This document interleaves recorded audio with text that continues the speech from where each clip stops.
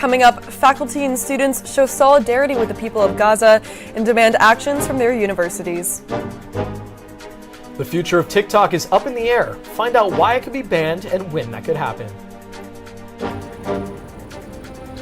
I'm here at Hillel at USC, where preparations for Passover are underway.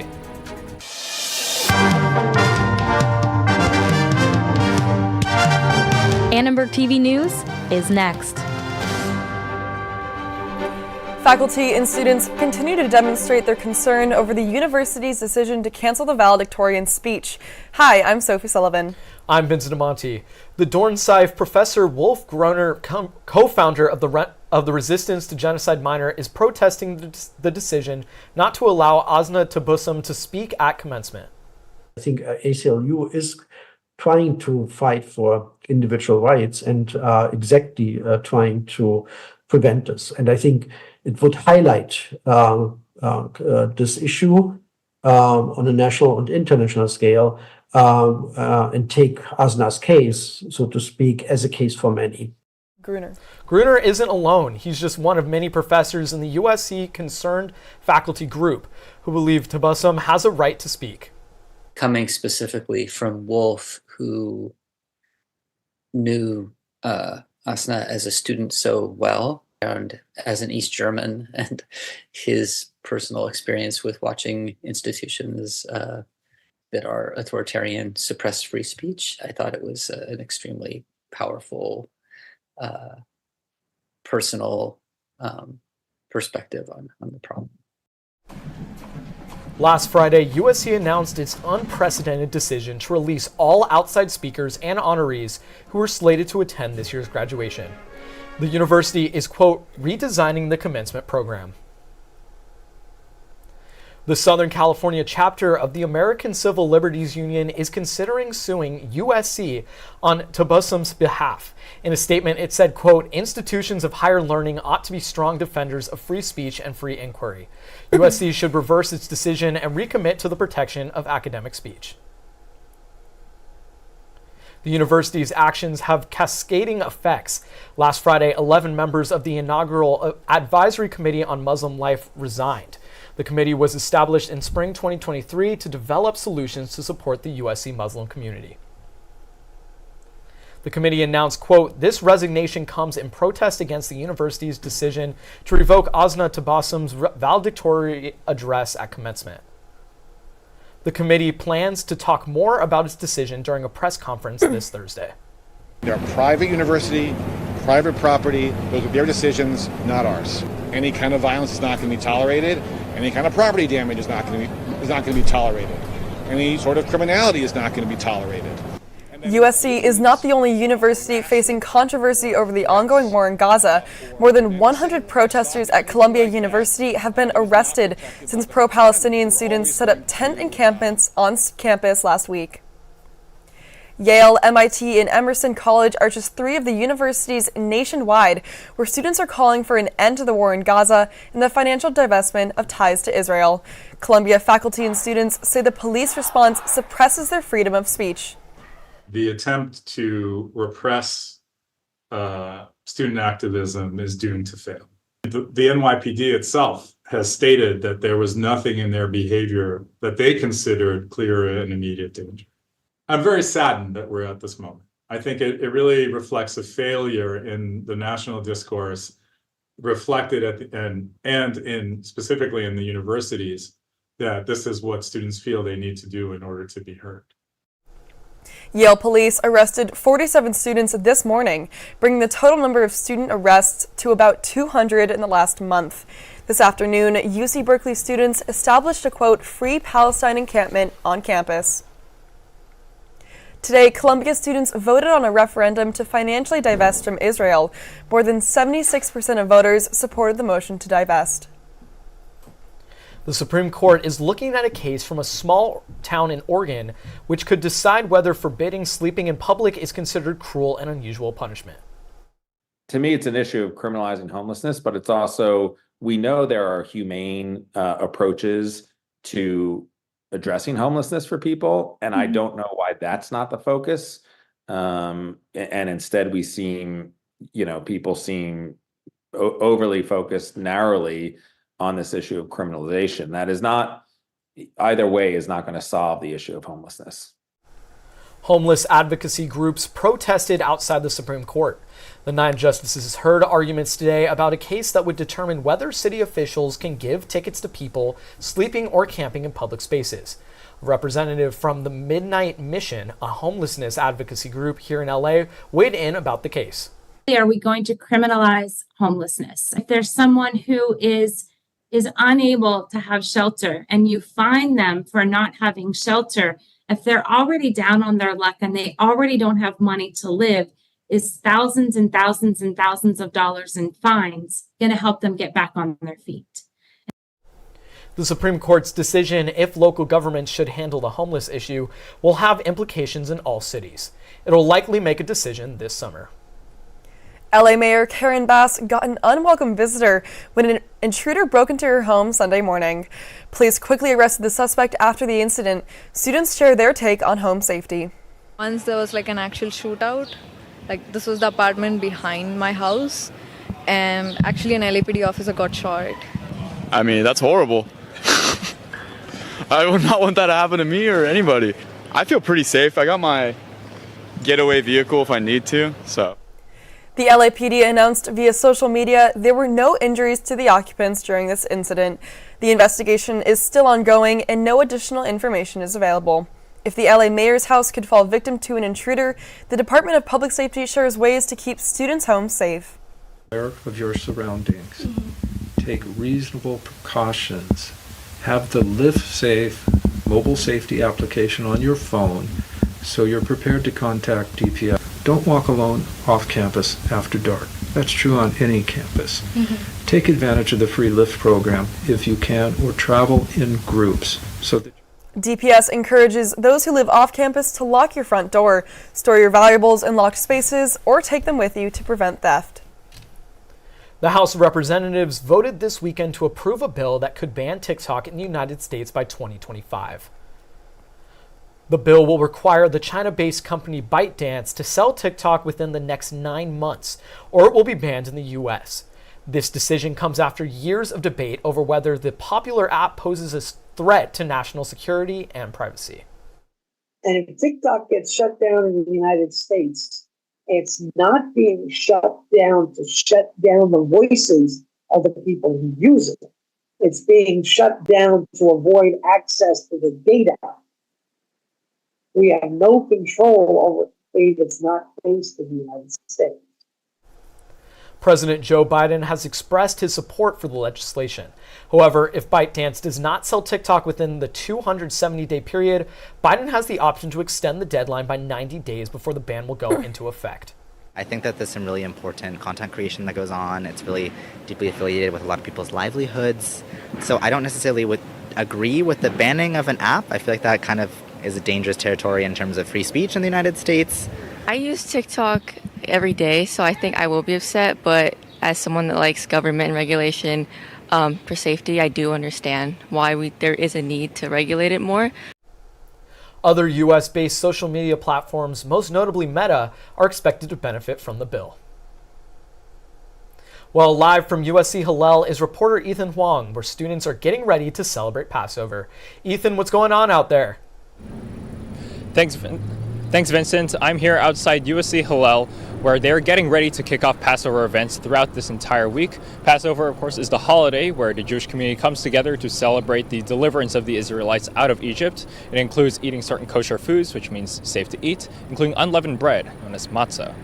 Here at Hillel, the events for this week include a Seder tonight, which is a ceremonial dinner to start Passover week, but they'll also be holding other things like yoga sessions, crafts, and even screenings of Seinfeld and Curb Your Enthusiasm. We spoke to a member of Hillel who discussed why this holiday is so important to them. It's always about community, right, for Jewish holidays. I mean, you've heard this before. It's about coming together, and it's about, experiencing it with people that you love and with people that you want to be around. A lot of people have grown up doing whatever it is their family wants to do for Passover, and so we want to give them a space here to then experience that again, right? Because it's a really meaningful holiday for people at home. Passover starts at sundown, and for that Seder that's going to be happening tonight, it's going to be happening at 6 p.m. And for those who are interested, you can learn more at USC Hillel on Instagram. For Annenberg Media, I'm Ethan Huang. Back to you in the studio. When we return, find out how one student is trying to raise awareness about climate change. Find out what some talented students have been working on this semester. And see how Metrolink celebrated Earth Day today in style.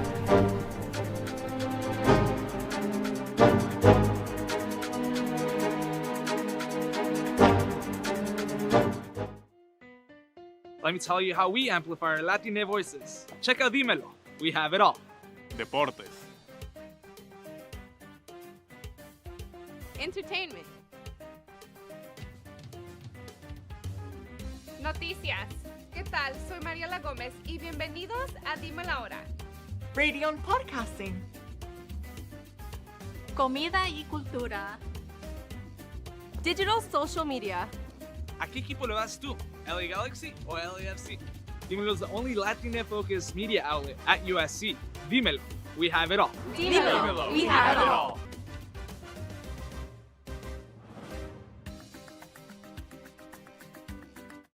Mr. Owl, how many licks does it take to get to the Tootsie Roll center of a Tootsie Pop? Let's find out. 1, 2, 3.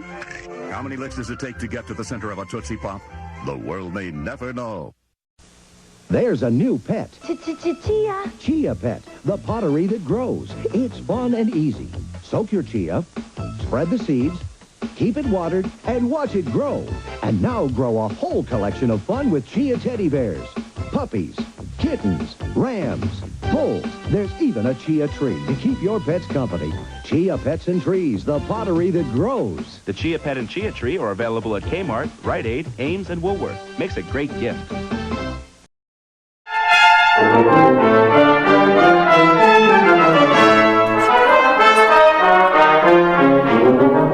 Today is the start of the 4-day Chamber Music Festival. The festival marks the culmination of a semester's work as musicians take the stage to play classical music. Everyone is required to take chamber music, and that consists of an hour of the group rehearsing on their own without a coach, and then an hour rehearsing with a coach. And that work for the whole semester culminates in this event, the Woodwind Gala. The event celebrates all kinds of musical instruments from strings to winds. Students are grouped into small sections and practice all semester for their class final performance this weekend. You can watch the second day of performances live tomorrow at 7 p.m. at Newman Recital Hall. This year, Metrolink hosted its first fashion show competition featuring sustainable fashion design by students all over Southern California. The competition was open to students above the age of 16 who attend schools in counties served by Metrolink. Each design was made up of 100% recyclable or upcycled materials, and the finalists showcased their work on Friday at Union Station. I use mostly denim and lace. So for the denim part, I used denim that I already had just because learning about how wasteful it actually is, and it was something that I didn't know. Just showing, I guess, the world that there are people who are willing to make this change, and again, reimagine the way that our future and our present are, and just the whole enthusiasm that goes with sustainability. Today, the Metro is also offering free rides in honor of Earth Day. In honor of Earth Day, let's hear about a USC freshman who founded a sustainable clothing brand called the Shoreline Collective after filming a documentary in Costa Rica. His designs detail the impact of rising sea levels. Massimo Soto says his brand has made $5,000 in profit. He's donating 10% of the proceeds to nonprofits that mitigate the impacts of rising sea levels. People can buy his hoodies and sweatshirts using discount code EarthDay. The sea level rise is something that not many people speak about. It's not something people know about, but it is one of the biggest problems that we face in terms of climate change. And so the idea with the clothing brand was to bring awareness through these t-shirts. So on every shirt, you have a design that promotes awareness, what it does, whether it's a cause or effect, and a location that you can see through the coordinates that's being affected by the sea level rise. The locations most affected by warming oceans include Hawaii, Costa Rica, Miami, Greenland, Indonesia, and New Zealand are featured on much of the company's merchandise. The aim is to raise awareness of the impact of climate change in these parts of the world. Soto runs the business solo. He's hoping to expand and create his own nonprofit with the help of a partner in the near future. This Earth Day is a good time to express gratitude for life and embrace the grief of loss. Reporter Kathy Wren found a secret garden in Redondo Beach where you can experience the healing power of Earth. Meet Me in the Dirt is a secret garden hidden in a shopping mall in Redondo Beach. The founder, Barbara Lawson, sells plants, leads meditation, and asks people to put their hands in the soil. I invite people into that experience because I know it seems a little weird, like how is sticking your hands in the dirt, changing anything? It is the physical act of it, but it is how you're made to calm down, how you're made to breathe slower, how you're made to get out of your mind and more into your heart to deal with your emotions. The idea of having such a place like that comes from Barbara's journal in 2018 when she was still working for Enterprise America. In her journal, she dreamed about having a place surrounded by plants, colorful, smell sweet, and have places for different people to recharge. And 6 years later, look at that. She is fulfilling her dreams step by step. Barbara found the magic of nature when she was 24. Her garden saved her from the grief of losing her mother. And now, she uses plants to teach more people to live with the grief in peace.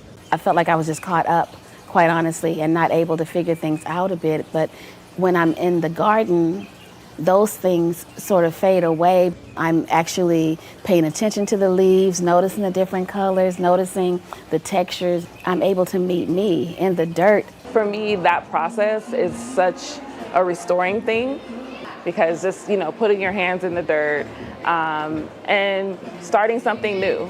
And that's kind of and also letting things go. Butterfly symbols are all over the Wellness Center. They are keepsakes from her mother's blessing to welcome the transformation, to enjoy the life. For Annenberg Media, I'm Kathy Wren.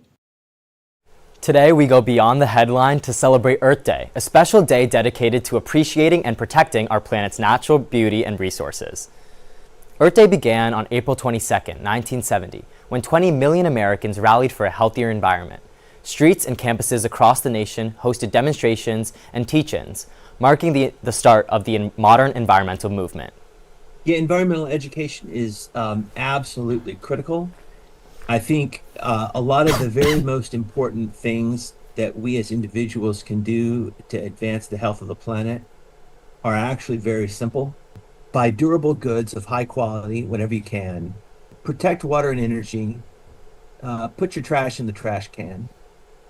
The Biden administration announced a $7 billion grant funding solar power. New conservation plans include stricter emission standards and boosting biodiversity across the country. Now, on to weather. Happy Monday, Los Angeles, and as the school year comes to an end, let's hope that we're seeing some good weather. Let's take a look at today's current conditions. Here we can see that we're looking at about 63 degrees and a clear sky. Now, let's take a look at our weekly forecast. It's looking like another average week for the month of April. We're seeing 60s throughout the week, high 60s. There will be some cloud cover on Tuesday, Thursday, and Friday. Otherwise, we can look forward to some clear skies. Now over to you, Will. What do you have for us over in sports? Thanks, Avi. Next on ATVN Sports, we've got plenty of updates around Trojan sports from the past weekend. At the top of that list is USC football, which took the Coliseum Field again for its spring game on Saturday. And finally, a couple of LA teams have postseason games starting soon.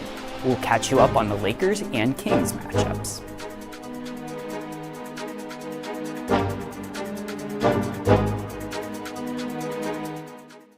Bonjour, je suis le grand musée. Je suis la jeune fille. Yes, that's French they're speaking. And no, these children aren't French. They're American. And they've acquired their amazing new language skills from Muzzy, the remarkable new video language program for children developed by the British Broadcasting Corporation. With this unique BBC language course, children learn a second language with incredible ease. 4 delightful videos quickly become their favorite TV show and teaches children the same way they learned English. Learning another language becomes fun. You'll be amazed when your children begin speaking and understanding their new language from the very first day through this unique method. The entire course, 4 videos, 2 audio cassettes, the activity book, and the Parent's Guide and Answer book is available in French, Spanish, Italian, or German. To order, use your credit card and call this number. We'll ship and charge you $28.08 a month for 6 months. Your satisfaction is guaranteed. Call 1-800-424-0700. Okay, this stuff is really amazing. I mean, I put it in my mouth and I taste watermelon, but it's not just that. I taste strawberry too, but it's kind of like a watermelon-y strawberry put together. Hey, hang on. Sorry about that. And the bubbles are really awesome. I mean, that's why they call it Max, I guess, obviously. That sort of makes sense once you think about it. Oh, I'm Dan, and that's Chuck. Hubba Max. A whole new kind of bubble. Hey! Welcome back to ATVN Sports. I'm Nolan Ezett. And I'm Will Simons. We got a glimpse of USC's new football team on Saturday. Let's talk about it. USC football wrapped up its spring practice season with its annual spring game at the Coliseum, with the Trojan defense taking a 43-28 victory over the offense. After an abysmal 2023 season, the USC defense put out a solid first showing under new coordinator Danton Lynn. Prophet Brown's pick six, which he returned 100 yards for a touchdown, was the last of 4 Trojan interceptions on the day. On the offensive side, receiver Mekhi Lemon showed out with 6 catches for 52 yards and a score, while running back Brian Jackson found the end zone twice. Redshirt junior Miller Moss took first-team reps at quarterback on Saturday, but he was outplayed by redshirt sophomore transfer Jaden Mayava at the spring game. Head coach Lincoln Riley said Moss would still be the starter if the season kicked off today, but nothing is final. Guys aren't going to be the same players as they were right now today, and so as that happens, we'll certainly lean in on the right guy, and we got several guys in the room that we feel like can do it. The 2 main quarterbacks in contention for the starting spot are the top guy, Miller Moss, and then the second in line, Jaden Mayava. Now, Will, I want to ask you, who do you think is the better quarterback between the two? I think Miller Moss should be starting in the fall, and I think, obviously the stats, maybe Mayava had the better stat line on Saturday, but it's a spring game. You can't take too much stock in that. And I really do think that Moss's familiarity with Lincoln Riley's system and really what you saw in that Holiday Bowl game beating Louisville, I like what I've seen from Moss so far. And I like Mayava's arm talent. Obviously, he's a really big quarterback. I don't know if I quite see it yet from him. So I'm going with Moss. How about you, though? I mean, it's a spring game, but I still think Mayava is the better quarterback of the two based on what we saw. It's the only time we've ever gotten to see both of them play at once, but we'll see soon. The NBA and NHL playoffs are each underway, and 2 Los Angeles squads are in action tonight at 7 p.m. The Lakers look to bounce back from a Game 1 loss in Denver, while the Kings are up in Edmonton to start their series against the Kings. Starting on the hardwood, the Lakers had no answer for Nikola Jokic Saturday. The 2-time MVP posted 32 points and 12 rebounds in a double-digit win to open the series. LeBron James and company need to adjust quickly to avoid a second straight playoff sweep at the hands of the Nuggets. The wildcard LA Kings face the 5-seeded Edmonton Oilers for Game 1 of their first-round matchup tonight. This is the 3rd year straight the divisional rivals meet each other in the first round. The Oilers took both previous series. The 2 7 seeds will play tonight, though neither at Crypto.com Arena. Both teams are hoping to get their first playoff win of 2024. Now let's circle back to some major sports storylines here on campus. USC baseball lost 2 of 3 games this weekend, including a 5-4 loss Sunday to Sacramento State. Freshman first baseman Dean Carpentier was involved in 3 of the Trojans' 4 runs, but it wasn't enough to dig it out of an early 4-run deficit. USC men's basketball landed 3 transfers over the weekend. Guard Bryce Pope is coming from UC San Diego, forward St. Thomas from Northern Colorado, and forward Matt Noling from Yale. New head coach Eric Musselman is still trying to fill the virtually empty roster that he inherited with only 2 returning members. Finally, EA Sports College Football is back this summer, and USC has submitted various assets to be included in it. The Coliseum will look and feel just like an actual game day, while Trojan uniforms, fight songs, and trophies will all be replicated as well. And not only that, but I'm very excited to play with Zachariah Branch and other USC players who will be featured in the game thanks to name, image, and likeness deals. That's all we have time for today on ATVN Sports. Let's send it to the monitor. Thanks, guys. This week's Trojan Spotlight is a USC student who's dedicated to giving back to the community. Trojan Spotlight next.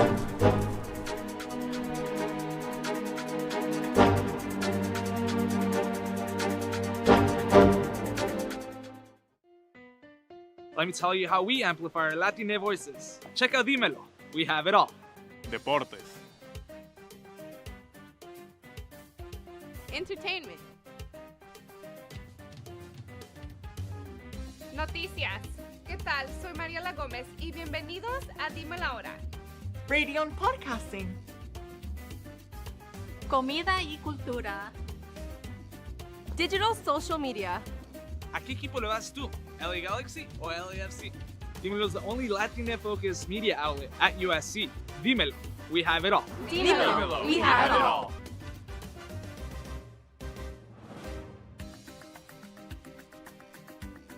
Want quality name brand carpet for less? Call Empire and you can get quality carpet at the lowest price guaranteed. And no payments for 1 year. 800-588-2300 Empire. Today. I've replaced your shoelaces with fruit by the foot. So you did. I replaced your fingers with fruit by the foot. Bravo. I've replaced your bones with fruit by the foot. Indeed you have. I replaced your guitar strings with fruit by the foot. Seems like a step backwards, but alright. I've replaced your DNA with fruit by the foot. That would be end the game, my friend. Fruit by the foot, fruit-flavored snack. Our final student spotlight this semester, we get to see how senior Ramiro Gomez Galeano manages a nonprofit to help the community he grew up in. The New Colors Project offers opportunities for young people in Palmdale. In my community, not a lot of people attend higher education, and for those who do, might be attending community college. Unfortunately, the truth of the matter is that only 12% of people who do go to community college in the Antelope Valley graduate. The New Colors Project provides support for students from diverse backgrounds to help them succeed in high school and beyond. But in my case, although I was very involved, unfortunately, I was not able to afford my senior portraits, which means I was not in my senior yearbook. I met with the photography agency that partners with the school district, and from there we were able to come up with over 40 scholarships for kids within the past 2 years, and we've raised about $20,000 to pay for these scholarships. Last year, 17 of the 18 students who applied for the Senior Portrait Scholarship were selected as recipients. The organization also hosts a variety of community events. The New Colors Project has hosted 2 successful galas. So these galas have helped us raise funds for the organization, primarily our scholarships. They've been an opportunity for us to collaborate with our community partners and businesses in the Antelope Valley. We invite our scholarship recipients and youth across the Antelope Valley who have never experienced what a gala is like. The New Colors mission provides a safe space for young people to reach their full potential. Check out their website's impact report to learn more about the organization's mission. That's all for our last student spotlight. Back to you guys.